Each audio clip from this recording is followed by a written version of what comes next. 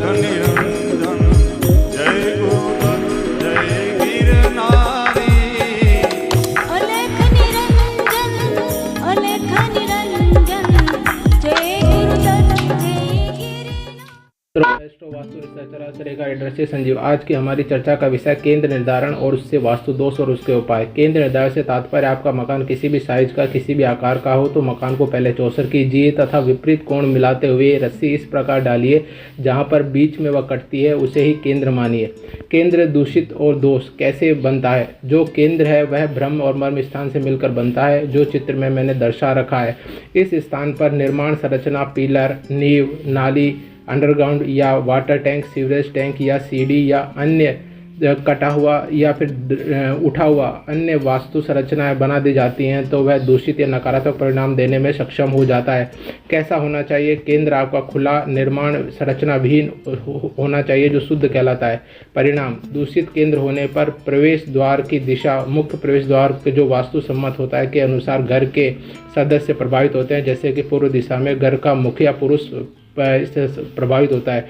जितना केंद्र दूषित होता है उतना ही पीड़ा, कष्टकारी, नकारात्मक परिणाम देने वाला होता है। उपाय: निर्माण करते समय निर्माण संरचना वास्तु सम्मत केंद्र निर्माण का केंद्र को खुला व निर्माण विहीन बनाने हेतु निर्देश दिए जाते हैं। नकारात्मक वास्तु संरचना होने पर उसे केंद्र से हटा दें और उसे अन्य स्थान पर स्थापित करें। केंद्र दूषित होने पर सदस्यों का घर पे मन नहीं लगता। अचानक व असामयिक पीड़ा, कष्ट, परेशानी से गुजरना पड़ता है।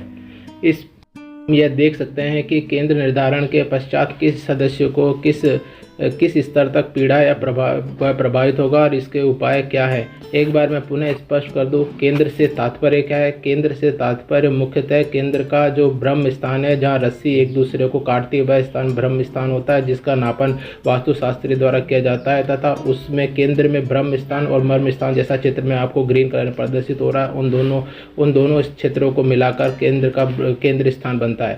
यह केंद्र स्थान पूर्णतः, एक बार फिर स्पष्ट कर दूं कि यह खुला होना चाहिए, निर्माण संरचना विहीन, चाहे अंडरग्राउंड निर्माण, नींव या किसी भी संरचना से विहीन होना चाहिए तथा अगर यहाँ पर कोई संरचना आपके द्वारा बनाई गई है तो आप ये मान के चलें कि यह वास्तु नकारात्मक परिणाम देने में सक्षम हो जाता है और बड़ी तीव्रता के साथ देता है, क्योंकि केंद्र दूषित होने से वास्तु बड़ी तीव्रता से नकारात्मक परिणाम करता है। इसके साथ ही एक बात स्पष्ट कर दूं, अगर वहाँ पर कोई नकारात्मक संरचना है तो उसे आपको हटा देना चाहिए। साथ ही वहाँ पर खाली निर्माण विहीन संरचना ही रहनी चाहिए और खुला रहना चाहिए, जिससे कि आपके घर के सदस्यों को आपको भविष्य में उस घर को कभी छोड़ना ना पड़े। नहीं तो आपका उस घर में कभी मन नहीं लगेगा और आपका यही करेगा कि यार इसे घर को छोड़ दिया जाए। धन्यवाद।